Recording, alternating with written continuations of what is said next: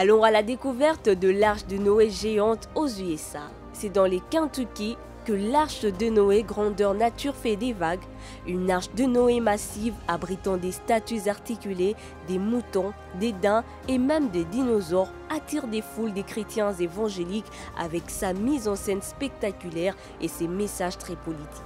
Ce parc d'attractions, couplé à un musée des créations, assure que Dieu a créé la terre en 6 jours vers 4000 ans avant Jésus-Christ et dénonce férocement la théorie de l'évolution.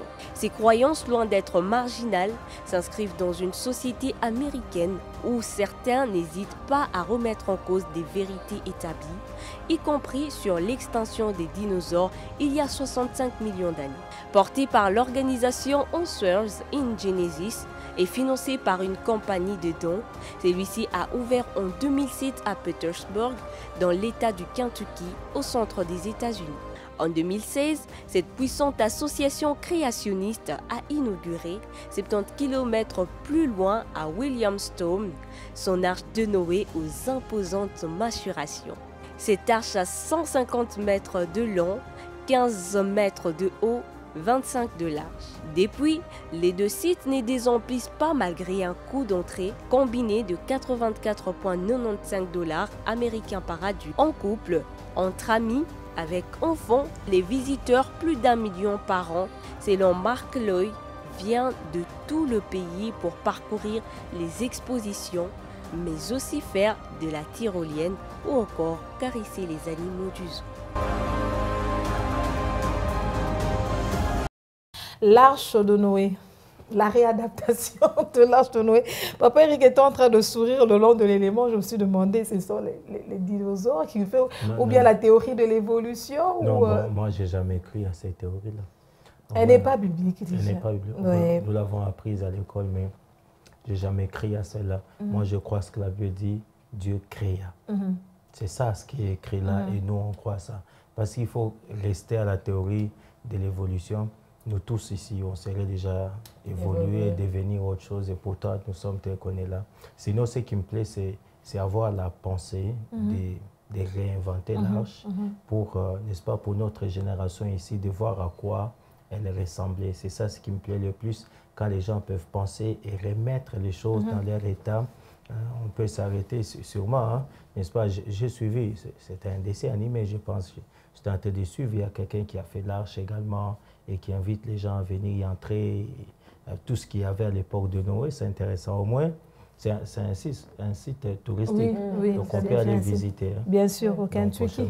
Quand je serai aux États-Unis, je vais visiter. En tout cas. Il y a une qui va peut-être visiter avant nous, mais bon. Bien sûr, je ne manquerai pas d'y aller. Je vais aller visiter. En tout cas, en fait, moi, l'idée que j'avais quand je regardais ça, c'était, j'imagine, l'enfer dans lequel Noé était. Avec les odeurs des animaux. Oh, non, ne vous en faites pas, il n'y avait pas tout ça. Dieu a bien régulé ça. Il a bien régulé. Pendant tout le temps de leur séjour. Dieu a bien régulé ça. Dieu, il a veillé à la santé de toutes les personnes qui étaient là. Ils étaient 8 et c'était grand. C'est-à-dire qu'il y avait un endroit où il y avait essentiellement les bêtes. Il y avait aussi un endroit où Noé, sa femme et ses 3 enfants logeaient.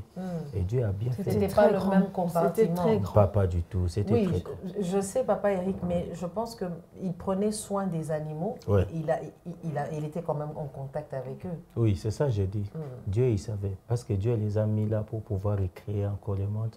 Donc, il était en train de les préserver contre toutes ces choses-là. Vous voyez comment Dieu est. Donc Dieu a maîtrisé la colère du lion, du guépard. Il a tout maîtrisé. Comment on appelle l'hippopotame? Je me demande comment l'hippopotame a fait pour être là. Bon, lui, l'hippopotame, généralement, il n'est pas agressif.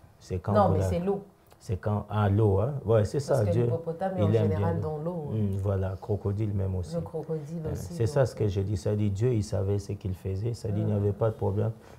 Bama, ça dit, je vais voir mon voisin lion. Il faut voir. Et puis, Wow. Et puis quand ils sont sortis, chacun a repris sa nature. Ouais, chacun a repris sa nature. Mais ça a été le cas avec Daniel, hein, lorsqu'il s'est retrouvé dans la fosse aux lions. Ouais, les lions se sont tus. Ils se sont pas, ils ont dit bon, genre... on est un absolu lion hasard. Et puis après, c'était chaud. Oh là là, quelle très belle adaptation. Mais c'est bien quand même d'être en contact comme ça avec, comment je peux dire, une construction réelle qui vous ramène à ce que nous avons déjà lu et tout. Mais pourquoi ne pas réadapter le tabernacle? Des fois, quand on lit aussi, des fois, ça tourne la tête. Non, les rideaux, non, il y avait une autre, il y avait ceci, il y avait cela. Mais il y a de ceux qui font des adaptations, je crois. J'avais un disque comme ça, des enseignements du pasteur Atoms sur les tabernacles. C'était tellement riche. J'avais donné ça à un bien-aimé. Je ne sais pas si réellement il a perdu ou bien s'il a caché. Cher bien-aimé. C'était vraiment intéressant. Oui. Je me suis dit, quelle connaissance il y a ici. Je ne sais pas si le pasteur Atoms nous écoute. Envoyez-nous encore ces disques-là sur les tabernacles. Donc on ne peut pas le retrouver sur les médias, il n'y en a pas? Peut-être l'appeler, je ne sais pas. Sinon, j'en avais tout un disque là.